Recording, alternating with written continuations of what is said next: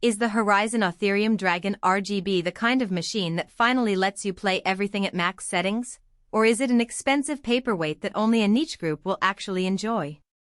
Who should walk away from this box, and who can justify the price tag without breaking the bank? If you're on the fence, I'm going to walk through the real-world experience of actually setting one of these rigs up in a typical bedroom gaming corner, so you can see whether the hype lines up with everyday use. Link is in the description if you want to check the product details on Amazon.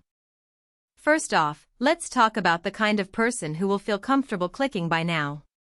If you spend most of your free time in titles like Cyberpunk 2077, Starfield, or the latest VR shooters, and you also run a Twitch channel or edit video on the side, you're exactly the audience this machine was built for. The i9 processor that can boost up to 5.4 GHz combined with an RTX 5070 OC means you're not just hitting 60 frames per second at 1080p, you're comfortably cruising at 144 Hz on a 1440p panel, and you have enough headroom for ray tracing without dipping into a performance cliff.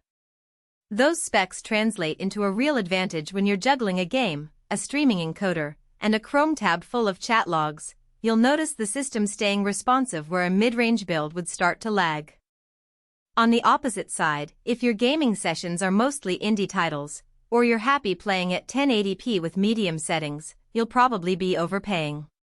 The 64 GB of RAM and 10 TB of storage sound impressive, but unless you're running multiple virtual machines, large texture packs, or you keep a massive library of 4K video files, you won't see those resources in action.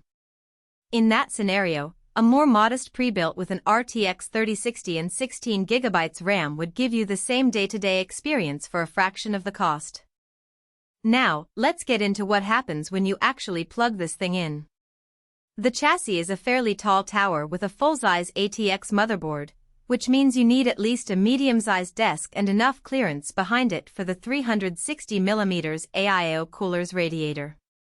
When I positioned it in a typical gaming nook, the radiator sat flush against the wall, and the fans were set to a quiet curve by default.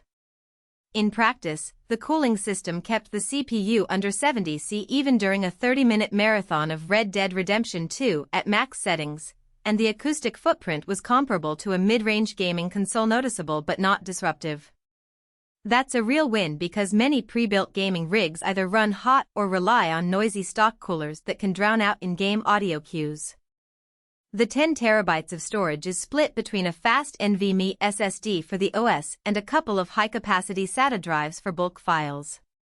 In a real-world test, loading a fresh install of Microsoft Flight Simulator from the SSD took under 30 seconds, while the massive library of 4K movies and recorded streams lived comfortably on the SATA array without slowing down the system. The downside? Those extra drives add a low-level hum that you'll pick up if you're using a high-quality headset. It's not a deal-breaker, but it's something to be aware of if you're sensitive to background noise. Connectivity is another area where the Dragon RGB shows its worth. The built-in Wi-Fi claims 2.4 gigabits per second, and in practice I saw stable 1 gigabit per second throughput on a 5 GHz band with a modern router, perfect for downloading massive game updates overnight or streaming at 1080p without stutter.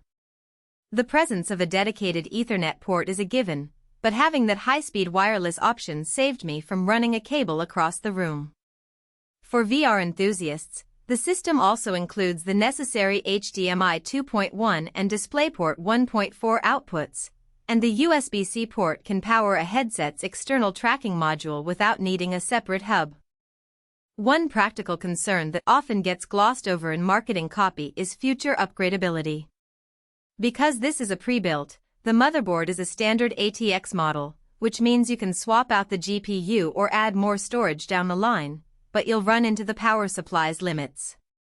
The included PSU is rated for the current configuration, and while it has enough headroom for a modest upgrade to an RTX 6080, it wouldn't comfortably support a dual GPU setup. So if you're someone who likes to